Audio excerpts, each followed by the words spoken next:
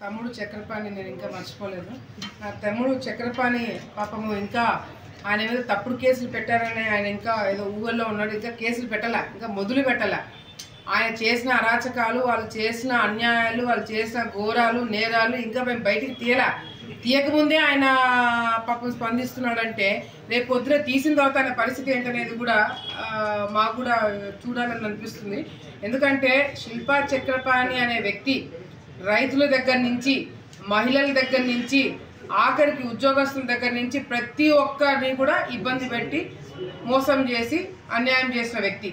ఈరోజు తెలుగుదేశం పార్టీ అధికారంలోకి వచ్చిన తర్వాత చంద్రబాబు నాయుడు గారు తప్పుడు కేసులు పెట్టండి, లేదంటే వైసీపీ నాయకుల్ని టార్గెట్ చేయండి, ఒకవేళ ఆయన కానీ ఆ ఆలోచన ఉండి చిన్న కనుసైగ చేసినా కూడా ఇప్పటికే వైసీపీ నాయకులు ఈ రాష్ట్రం వదిలేసి వెళ్ళిపోయేవాళ్ళు. ఇప్పుడు కూడా క్రమశిక్షణ, పద్ధతి, ప్రజలు, రాష్ట్రం అభివృద్ధి, పరిశ్రమలు, ఉద్యోగాలు ఇంకా ఈ దిశలో మేము ఆలోచిస్తున్నాం కాబట్టి వైసీపీ నాయకులు ఇంకా బయట తిరగలుగుతున్నారు. లేదంటే వీళ్ళు రాష్ట్రానికి, ప్రజలకి చేసే అన్యాయాలకి ఈ పార్టీకి ఎప్పుడో తెలుగుదేశం పార్టీ నాయకులు బుద్ధి చెప్పేవాళ్ళు. ఇంకా మేము మంచితనంతో ఉన్నాం కాబట్టి వాళ్ళు చేసిన నేరాలన్నీ కూడా పక్కన పెట్టి ఇప్పుడు వాట్ నెక్స్ట్, మనం ప్రజలకు ఏం చేయాలని చెప్పి మేము ముందుగా వెళ్తున్నాం కాబట్టి ఇంకా వీళ్ళు బయట తిరగలుగుతున్నారు. కేసీ కెనాల్ని బూర్ చేసి ఏ విధంగా రైతులని 7,000 ఎకరాలకి నీళ్లు లేకుండా చేస్తున్నాడు ఆలగడ్డలో, నంద్యాలలో ఆ విధంగానే కేసీ కెనాల్ బూర్ చేసి వీళ్ళ నాయన ఏమైనా ఇచ్చినాడని చెప్పి అనుకున్నాడేమో, వాళ్ళ అన్న ఏమైనా చెప్పినాడేమో, కానీ కేసీ కెనాల్ అంటే వాళ్ళ సొంత అనుకొని ఎగడబడితే ఆడ కూర్చుకుంటూ రియల్ ఎస్టేట్లు చేసుకుంటున్నాడు.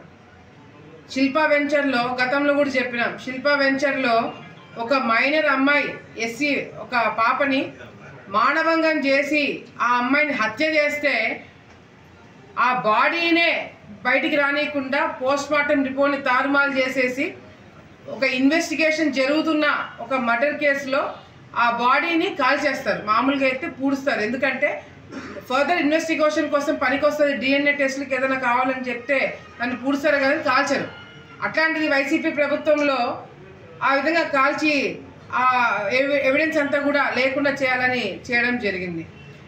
ఈ చక్రపాణి వాళ్ళ సొంత డ్రైవరే లింగాపురంలో ఒక ముస్లిం మహిళని, మైనార్టీ మహిళని వాళ్ళ డ్రైవరు మానభంగం చేసి ఆమెని హింసిస్తుంటే కేసు పెడితే దానికి స్పందించడం ఈ చక్రపాణి. ఇట్లా ఎన్నో చేసిన వీళ్ళు తప్పుడు కేసుల గురించి వీళ్ళు మాట్లాడుతుంటే నిజంగా ప్రజలందరూ కూడా నవ్వుతున్నారు. అసలు ప్రజలు మీకు ప్రతిపక్ష హోదా కూడా ఇవ్వలేదు. మీరు వైసీపీ నాయకులు మీరు ప్రశ్నించడానికి, మాట్లాడడానికి కూడా మీరు పనికిరాదు అని మిమ్మల్ని పక్కన పెట్టింది మేము కాదు, ప్రజలు.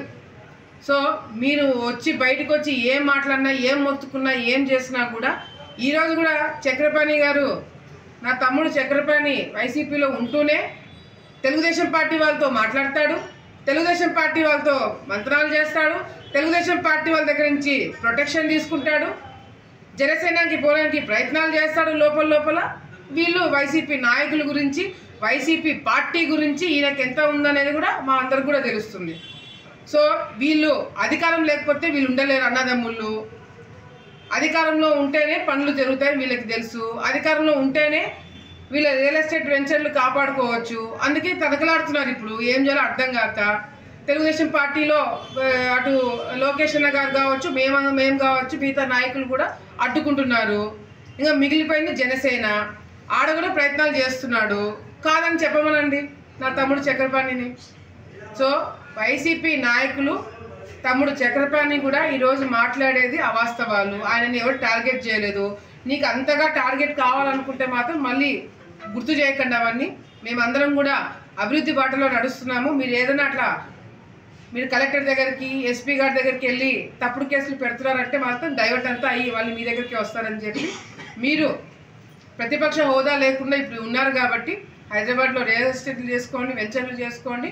రాజకీయం గురించి మీరు మాట్లాడితే ఎవరు కూడా ఇక్కడ స్పందించరు, మిమ్మల్ని చూసి ఇంకా నవ్వుతారే తప్ప వేరేది ఉండదని చెప్పి కూడా తెలియజేసుకుంటున్నాం. ఈరోజు తెలుగు గంగ కింద రైతులు ఇబ్బందులు పడకుండడమే కాకుండా ముఖ్యంగా ఎంక్రోచ్మెంట్స్ అటు కేసీ కెనాల్ కావచ్చు, తెలుగు గంగ కావచ్చు, కొన్ని ఎంక్రోచ్మెంట్స్ జరిగినాయి ఆ ప్రాంతంలో. సో డీసీలకి అదే కూడా పీసీకి అందరికీ కూడా చెప్పడం ఏంటంటే, మీ ఏరియాలలో ఎక్కడైతే ఎంక్రోచ్మెంట్స్ కానీ కబ్జాలు కానీ చేసినారో తెలుగు గంగ భూములపైన, కేసీ కెనాల్ భూములపైన అవన్నీ కూడా బయటికి తీయండి. అధికారులతో కూర్చొని అవన్నీ కూడా సార్ట్అవుట్ చేయాలని చెప్పి కూడా మరి ఈరోజు డిస్కస్ చేస్తూనే చివరి ఆయకట్టు చివరి రైతు వరకు నీళ్ళు అందజేసే విధంగా మనమందరం కృషి చేయాలని చెప్పి కూడా ఈరోజు డిస్కస్ చేయడం జరిగింది.